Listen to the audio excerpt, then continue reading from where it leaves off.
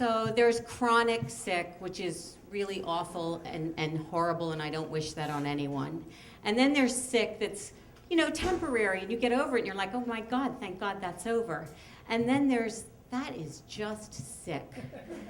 So being a caregiver for 7 different family members and friends over the last 25 years, I'm the one who never gets sick.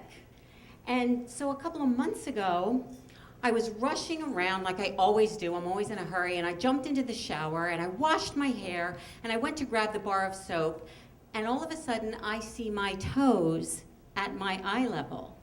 And I think, well, that's not good. And I end up flying in the air like a flying Melinda and slam down on my elbows and back into the shower, and my head bounces like a bowling ball off the floor of the shower. And I am screaming, oh my God, oh my God, oh my God. Fortunately, my husband was lying in the bed in the next room. Unfortunately, he was there because he was prepping for a colonoscopy.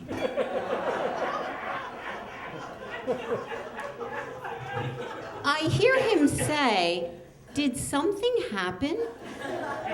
And I'm pretty sure this sounded like a meteor came through the ceiling of our bathroom and landed in our shower. But all I can say is, oh my God, my head, my head. And he comes into the bathroom, and I said, check my head, because I've decided that if I have cracked my head open like the Grand Canyon, we're going to the ER, colonoscopy or not. And he checks it, and he goes, no, there's nothing there, no blood or anything. And I'm like, okay. I had the wind knocked out of me. I just need to sit here for a minute. And so I sit there for a minute or two, and he's waiting, and he says, finally, I don't know what to do. Now, you're going to have a lot of great people in your life. And my husband is one of them. He is a great guy. But you're also going to learn that everyone was not made to be a caregiver. Because I said to him, well, you could turn off the shower because I'm drowning now.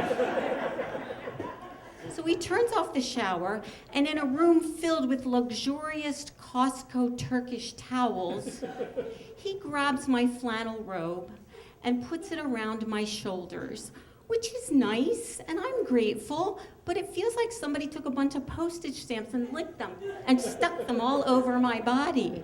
So I say, could you go get the really big towel, and I'll just crawl out of this shower and lay on the little bath mat and the cold tile floor? And could you bring me a pillow while you do that? Which he does. And then he leaves and goes downstairs. So I guess I'm good. Or I'm supposed to lay there and think about what I've done. And I noticed that my back is starting to hurt, and I've had back problems in the past, so I'm like, oh, no, I'm getting ahead of this, I'm gonna get an ice pack. So I put on some sweats, go downstairs, grab an ice pack, lie down for a while, and then I'm thinking, this head thing, I'm starting to get a little concerned. So I say, John, I think we should do a concussion test. And I'm actually an expert in a concussion test, because 2 months before this, I was in a hurry, and I ran into the garage before the door was all the way up and hit my head on the garage door. And I went to the doctor, and they did the test. So, you touch your fingers to your nose, and you put one foot in front of the other. It's alarmingly like a DUI test.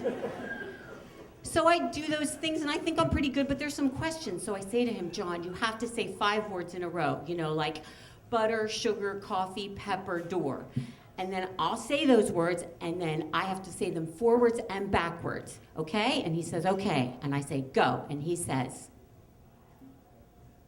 fork, knife,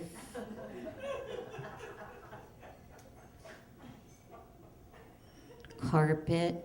And I'm like, oh my God, are you having a sympathetic concussion? Like, what is going on with you? Coffee, butter, knife, door, knob, door, knife, butter, coffee. I can do it. Never mind, I'm fine. So, okay, I don't have a concussion, right?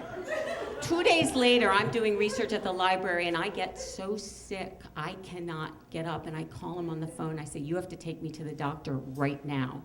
And he does. And I have a very mild post-concussion headache. And the doctor says you're 48 hours past the event, so you don't need a test, but you need to go home and rest. I slept every 2 hours for 5 straight days and 8 to 10 hours every single night during that time. I'm telling you, this is no joke. Do not think if you've had a DUI test or a concussion test, you know what you're doing. So I'm telling my mom this story because she's a nurse, and you know, she's 90, but I think I might need a backup caregiver, and she's got a couple good years left. And I say, and she says, Mom, I think you have a bigger problem in your marriage than this little headache. And I'm like, what are you talking about? And she said, I think you have lakanookie. And I said, Mom, that's just sick. Thank you.